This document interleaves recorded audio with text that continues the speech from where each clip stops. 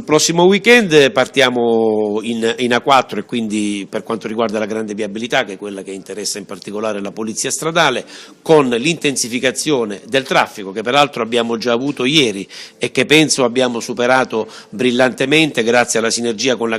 le concessionarie, pur con la chiusura del passante per la posa in opera di un cavalcavia per l'apertura di una nuova stazione autostradale.